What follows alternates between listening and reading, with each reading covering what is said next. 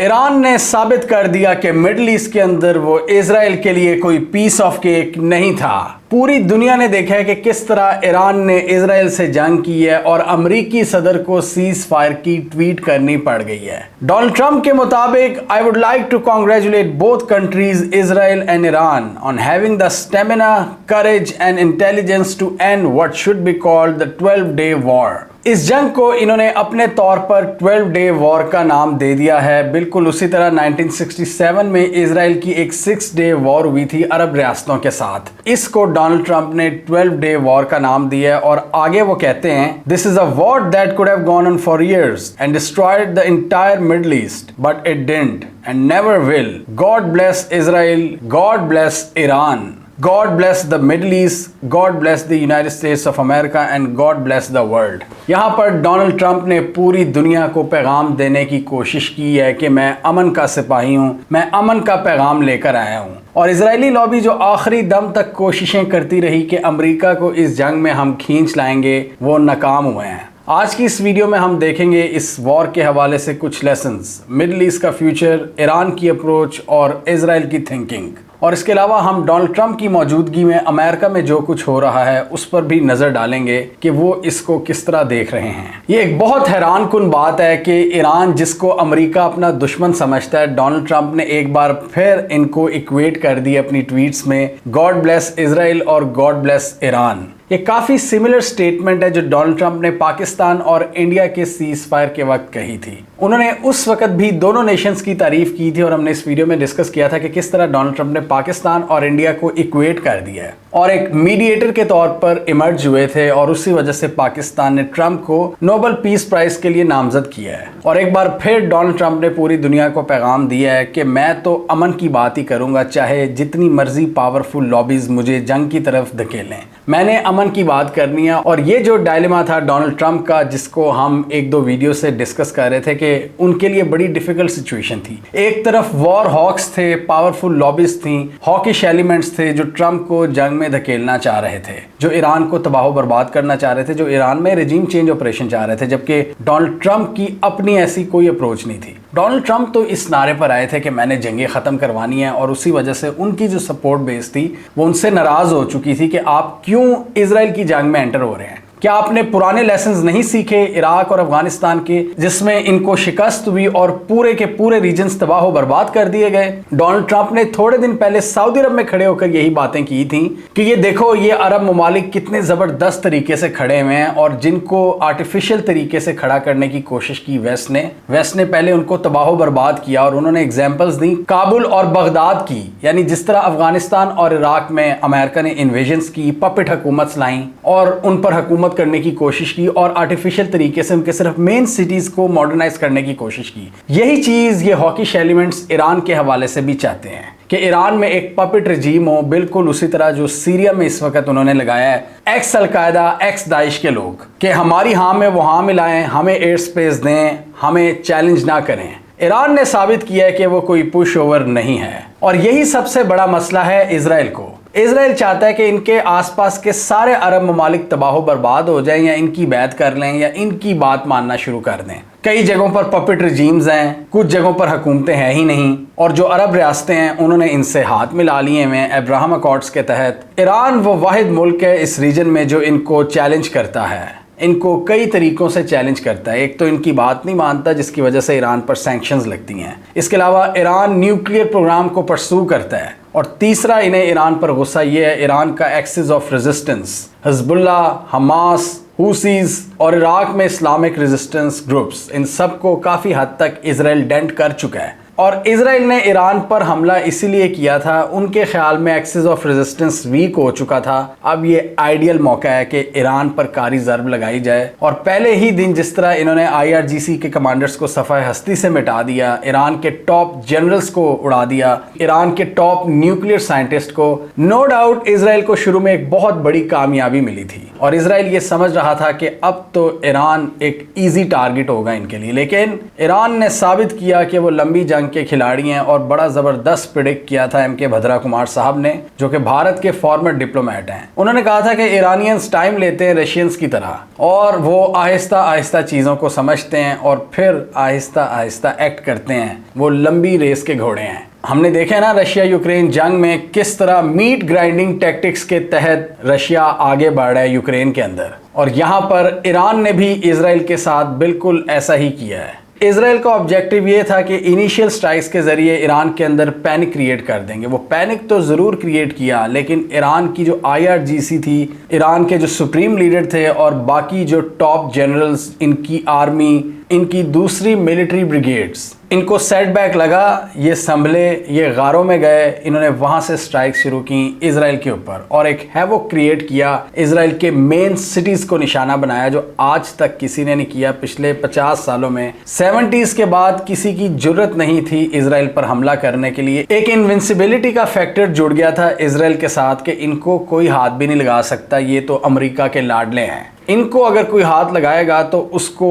America का wrath बर्दाश्त करना पड़ेगा। लेकिन हमने देखा कि ईरान ने ना सिर्फ इजराइल पर हमले किए, बल्कि रूस से एक रात पहले इन्होंने कतर, बहरीन और इराक में अमेरिकी बेसिस पर हमले किए। डोनाल्ड ट्रंप के मुताबिक इन हमलों के हवाले से ईरान ने हमें वार्न कर दिया था और ये सिंबॉलिक स्ट्राइक्स थी। और ईरान ने भी एक बहुत बड़ा पैगाम दिया है कि उन्होंने ये सीज फायर एक स्ट्रॉन्ग पोजीशन पर किया है, यानी ईरानियन मिसाइल्स इस पूरे रीजन में गिरे हैं तब जाकर सीज फायर हुआ है। ईरान ने भी एक बहुत बड़ा पैगाम दिया है पूरी दुनिया को। लेकिन सबसे बड़ी चीज़ ये थी कि ईरान इतना बड़ा सेटबैक हासिल करने के बाद संभला है। वो अपने ग्राउंड पर खड़े हुए हैं और कार्रवाइयाँ की हैं। ना सिर्फ मिलिट्री कार्रवाइयाँ की, बल्कि उन्होंने फॉरेन पॉलिसी भी जारी रखी अपनी। उन्होंने ज़बरदस्त किस्म की डिप्लोमेसी की और हमने एक दिन पहले देखा था कि उनके फॉरेन मिनिस्टर पुतिन से जाके मिले थे और रूस ने भी इसमें एक अहम किरदार अदा किया है। रूस ने क्लियर मैसेज दिया कि ईरान हमारा दोस्त है। और इसके अलावा इस जंग के स्टार्ट से ही रूस और चाइना ईरान के हक में स्टेटमेंट्स दे रहे थे और इजराइल के मिलिट्री एक्शन को तनकीद का निशाना बना रहे थे। और इस वीडियो में हमने डिस्कस किया था कि किस तरह रूस और चाइना ने अमेरिका को भी लताड़ा था कि आप एक बड़ी पावर होने के नाते अपना पॉजिटिव किरदार अदा करें और इनको संभालें ज़रा, जिन पर आपका इन्फ्लुएंस है। ट्रंप के सीज फायर के ऐलान के बाद हमने देखा ईरान और इजराइल दोनों ने कहा कि हम ट्रंप की इस सजेशन को कबूल करते हैं और ऑब्वियसली दोनों ही काफ़ी ज़्यादा एग्जॉस्ट हो चुके थे और मामला बहुत तेज़ी से खराबी की तरफ जा रहे थे। जहां इजराइल तेहरान के अंदर हमले कर रहा था, वहीं ईरान इजराइल के बड़े बड़े शहरों पर मिसाइल दाग रहा था और दोनों ममालिक के बहुत ज़्यादा रिसोर्सेज इसमें एग्जॉस्ट हो रहे थे। और हमने देखा था कि इजराइल एक रात में तकरीबन $300 मिलियन खर्च कर रहा है इंटरसेप्टर्स के लिए, ईरानियन मिसाइल्स को रोकने के लिए। इसके अलावा उनकी जो एयर कैंपेन थी ईरान के अंदर वो भी जारी थी और उसमें भी हमने देखा है कि ईरान को एक बहुत बड़ी नाकामी हुई है। उनके एयर डिफेंस सिस्टम फेल हुए हैं, लेकिन ईरान ने यहाँ पर जो अपनी सुपीरियॉरिटी दिखाई है, जो उनको एज हासिल हुआ है, वो उनकी मिसाइल टेक्नोलॉजी है। उसको हमने इस वीडियो में एक्सप्लेन किया था कि किस तरह उन्होंने मैन्यूवरेबल मिसाइल इस्तेमाल किए हैं और इजरायली और अमेरिकन एयर डिफेंस सिस्टम्स को चकमा दिया है। ईरान ने यहाँ पर अपने डाइवर्स रेंज ऑफ मिसाइल्स का इस्तेमाल किया है।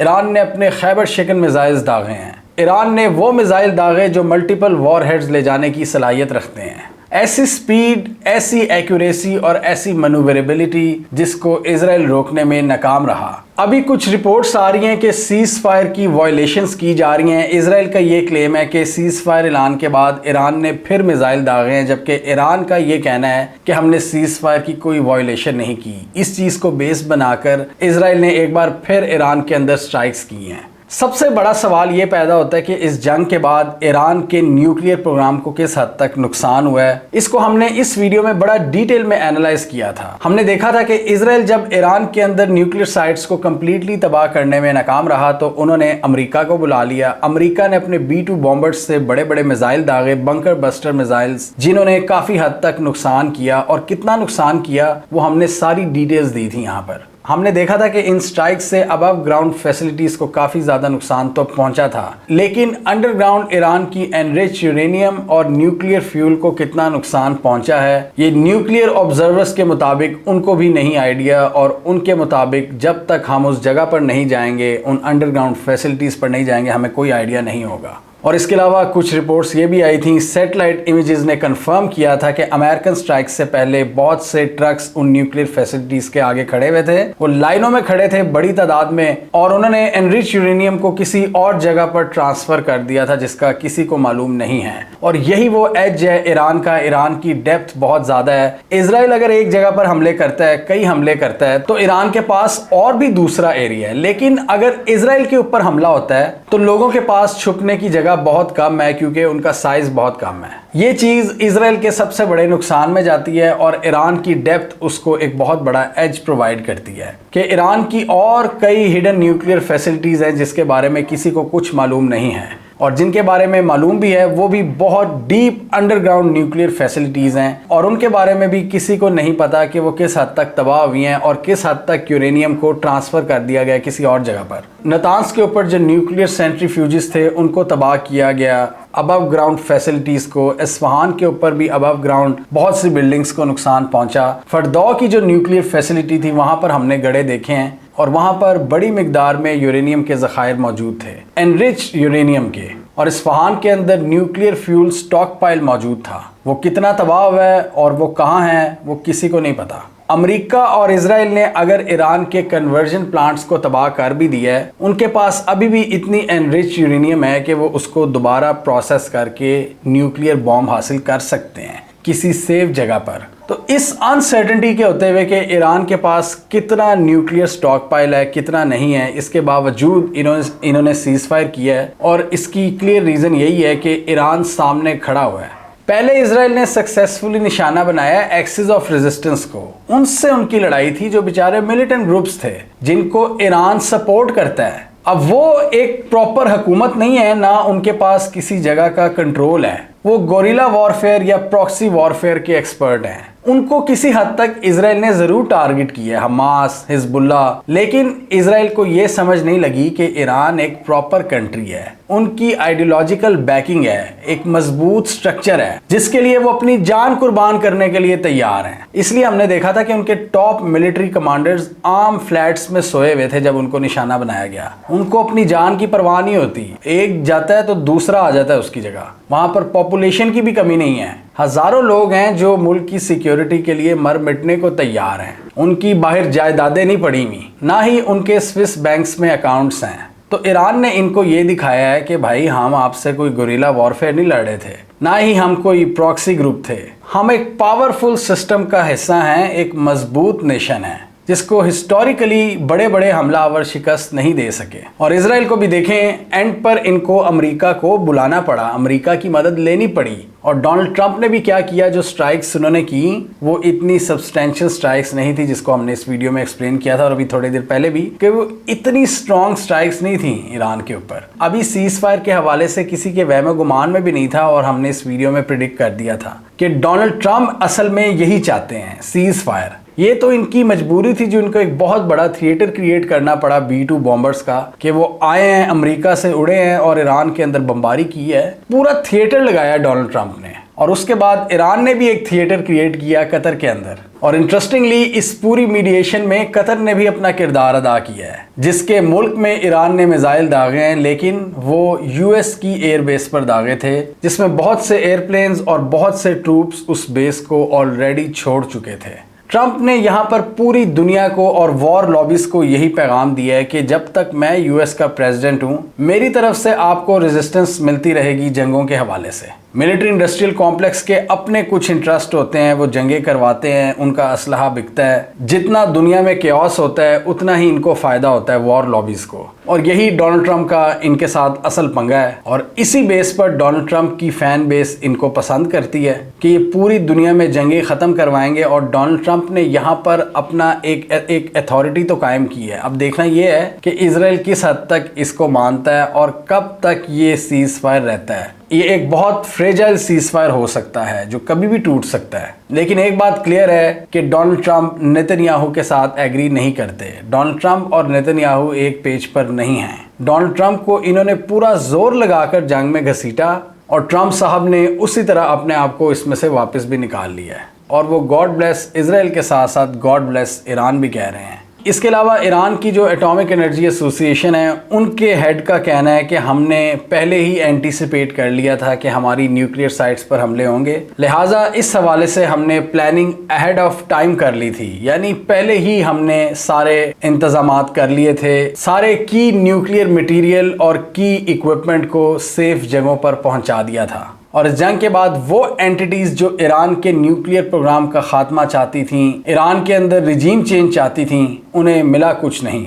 जबकि उन्होंने ये देख लिया कि ईरान इजराइल जैसे पावरफुल कंट्री के अंदर किस तरह तबाही फेर सकता है, और ये काम सिर्फ ईरान ही कर सकता है। और यही है असल गुस्सा उनको ईरान पर कि ईरान हमारी बात क्यों नहीं मानता, क्यों सॉवरेंटी की बात करता है, क्यों आज़ादी की बात करता है, क्यों इंडिपेंडेंट फॉरेन पॉलिसी को लेकर चलता है। सैंक्शंस लगा दी, हर तरह से उनके न्यूक्लियर साइंटिस्ट को उड़ा दिया, उनके टॉप जनरल्स को उड़ा दिया, IRGC को वीक कर दिया, एक्सिस ऑफ रेजिस्टेंस को वीक कर दिया, अभी भी खड़े हुए हैं। इसराइल को शायद अभी ईरान की डेप्थ का अंदाज़ा नहीं है। एक तो इनकी कंट्री की डेप्थ, जैसे मैंने पहले डिस्कस किया कि ईरान पर हज़ारों लोग मर मिटने को तैयार हैं ईरान के अंदर। फिर ईरान की जो आइडियोलॉजिकल बैकिंग है, एक्सिस ऑफ रेजिस्टेंस है, और फिर जियो स्ट्रेटेजिक एज जो हैं ईरान को, जैसे कि straight of Hormuz. Iran straight of Hormuz अगर बंद कर दे तो पूरी दुनिया की इकोनॉमी क्रिपल हो जाती है। और डोनाल्ड ट्रंप प्योरली एक इकोनॉमिक माइंडसेट के बंदे हैं, जो कि ट्रेड की बात करते हैं, जो कि फ़ायदे की बात करते हैं। तो डोनाल्ड ट्रंप के होते हुए अगर पूरी दुनिया की इकोनॉमी क्रिपल कर जाए तो ये भी डोनाल्ड ट्रंप के लिए एक बहुत बड़े नुकसान की चीज़ है, उनकी डोमेस्टिक पॉलिटिक्स के लिए। अगर स्ट्रेट ऑफ हॉर्मूज बंद हो जाती है, दुनिया का 33% ऑयल की सप्लाई रुक जाती है, तो फिर ऑयल प्राइसेस कहाँ तक जाएंगी आप अंदाज़ा लगा सकते हैं। डोनाल्ड ट्रंप के लिए एक वो चीज़ भी प्रायोरिटी है कि किस तरह ऑयल सप्लाईज को हमने मेंटेन रखना है और ऑयल प्राइसेस को ऊपर नहीं जाने देना, जिससे अमेरिकन कंज्यूमर भी अफेक्ट होता है। और इसमें डेफिनेटली अमेरिका, रूस और चाइना सब ने अपना किरदार अदा किया है, इस जंग को एस्केलेट होने से बचाया है। स्ट्रेट ऑफ हॉर्मूज की रियलिटी भी ईरान की स्ट्रेटेजिक डेप्थ को जाहिर करती है और ये बताती है कि ईरान के पास इजराइल और US को डिस्टर्ब करने के लिए कितने ज़्यादा पैरामीटर्स हैं, चाहे वो ईरान के अंदर से हो या ईरान के बॉर्डर्स से बाहर हो। इस जंग में इजराइल और अमेरिका का एक बहुत बड़ा नुकसान ये भी हुआ है कि हमने शिया सुन्नी यूनिटी देखी है। बहुत से लोग जो पहले ईरान पर तनकीद करते थे, वो ईरान के रोल की तारीफ कर रहे हैं कि जिस तरह ईरान इनके सामने खड़ा हुआ है। इस चीज़ ने काफ़ी हद तक सुन्नी शिया डिवाइड को साइड पर रख दिया है और एनालिस्ट के मुताबिक ये चीज़ एक्सिस ऑफ रेजिस्टेंस में एक नई रूह फूंक सकती है। एक्सिस ऑफ रेजिस्टेंस जिसमें सुन्नी और शिया दोनों ग्रुप्स शामिल हैं। हमास एक सुन्नी ग्रुप है जबकि हिजबुल्लाह एक शिया ग्रुप है। इसके अलावा अंसारुल्लाह है और इराक में इस्लामिक रेजिस्टेंस ग्रुप्स हैं। इन सारे ग्रुप्स को किसी ना किसी हद तक इजराइल ने पिछले साल जो नुकसान पहुंचाया था, अब वो रिवर्स हो सकता है और नई भर्तियां हो सकती हैं। अंसारुल्लाह की पोजीशन यमन के अंदर बहुत स्ट्रॉन्ग है और गजा जंग के बाद उनकी रिक्रूटमेंट में मजीद इजाफा हुआ है। और हिजबुल्लाह को लेबनान में जो एक हिट पड़ी है इजराइल की जानिब से, उनके बहुत से फाइटर्स अंसारुल्लाह को ज्वाइन कर रहे हैं यमन के अंदर। और हमास का भी अभी कम्प्लीटली सफाया नहीं हो सका। जब हम देखते हैं कि वो इनके प्रिजनर्स को छोड़ते हैं तो हमास वहाँ पर बड़े धड़ल्ले से आती हैं, वीडियोस भी बना रहे होते हैं, उनके पास असला भी होता है, लोग भी होते हैं, तो उनकी भी इम्पोर्टेंस अपनी जगह पर कायम है। तो जहां पर इस पूरी जंग में इजराइल को बहुत से टैक्टिकल एडवांटेजेस मिले हैं, स्ट्रेटेजिकली इजराइल ने ब्लंडर ही मारे हैं। लॉन्ग टर्म में इजराइल को इसका नुकसान हो रहा है। इजराइल की इमेज पूरी दुनिया में शैटर हो रही है। एक्सिस ऑफ रेजिस्टेंस को वक्ती तौर पर तो हिट पड़ी है, लेकिन अब शायद वो दोबारा अपने कदम जमा सकते हैं। इस जंग में हमें मॉडर्न वॉरफेयर एनालिसिस के हवाले से भी बहुत से लेसन्स मिले हैं कि आजकल की जंगें पुरानी जंगों से कितनी डिफरेंट हो चुकी हैं। अब इजराइल का साइज़ देख लें और ईरान का, डेफिनेटली ईरान की जो मैन पावर है वो इजराइल से बहुत ज़्यादा होगी। उनका साइज़ अगर 50 गुना बड़ा है इजराइल से, तो डेफिनेटली आप ऑन पेपर्स कह सकते हैं कि उनकी आर्मी भी इतनी बड़ी होगी। लेकिन आज की दुनिया में आपकी आर्मी कितनी बड़ी है, उसकी कितनी तादाद है, ये इररेलेवेंट हो चुका है। आजकल मैटर ये करता है कि आपके पास कितना एडवांस एयर डिफेंस सिस्टम है, जो कि ईरान के पास नहीं था, और इसलिए इजराइल के एयरप्लेन्स ने वहाँ पर कंप्लीट डोमिनेंस दिखाई है और तेहरान के अंदर रिलेंटलेस बमबारी की है।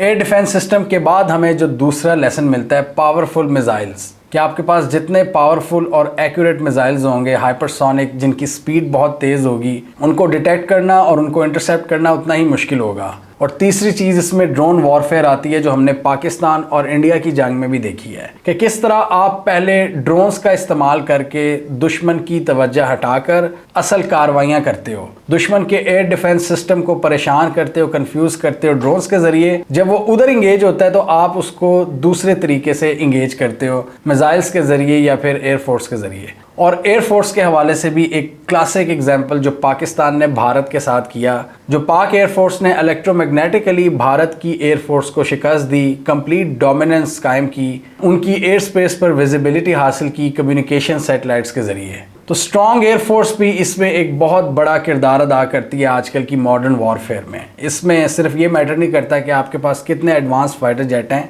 इसमें technology, data links, satellite communication, cyber warfare और इन सारी चीज़ों को इंटीग्रेट करने वाले लोग वो मैटर करते हैं कि टेक्नोलॉजी को वो किस तरह इस्तेमाल कर रहे हैं। और इसके अलावा साइबर वॉरफेयर, मीडिया वॉरफेयर, आप दुश्मन की इंस्टॉलेशंस को हैक कर लेते हो, इलेक्ट्रिसिटी की सप्लाई मुअत्तल कर देते हो और एक साइऑप खेलते हो, साइकोलॉजिकल ऑपरेशंस के दुश्मन की सफ़ों में पैनिक क्रिएट करना, चाहे वो फेक न्यूज़ के ज़रिए हो, चाहे इंफ्रास्ट्रक्चर की तबाही हो, चाहे वेबसाइट्स की हैकिंग हो, चाहे बिजली के ग्रिड स्टेशंस पर हमला। ये सब चीज़ें आपस में इंटरलिंक्ड हैं और इनकी इंटीग्रेशन बहुत ज़रूरी है, क्योंकि आजकल हर चीज़ आपकी डिजिटली कनेक्टेड है कंप्यूटर से। आप डेटा लिंक्स के ज़रिए किसी पावर ग्रिड स्टेशन की मालूमात लेते हो और उसको फिर हैक करने की कोशिश करते हो। तो ये वो लेसन्स थे जो हमें इस जंग में देखने को मिले हैं, जिससे हमें पता लगता है कि टेक्नोलॉजी की इंपॉर्टेंस कितनी ज़्यादा बढ़ चुकी है और टेक्नोलॉजिकली इजराइल की सुपीरियॉरिटी इसमें क्लियर थी। ईरान को एज उनकी डेप्थ ने दी है और उनके मिसाइल सिस्टम्स ने दी है। हमें कमेंट सेक्शन में बताइए आपके ख्याल में इस जंग में आपके लिए सबसे बड़ा लेसन क्या था।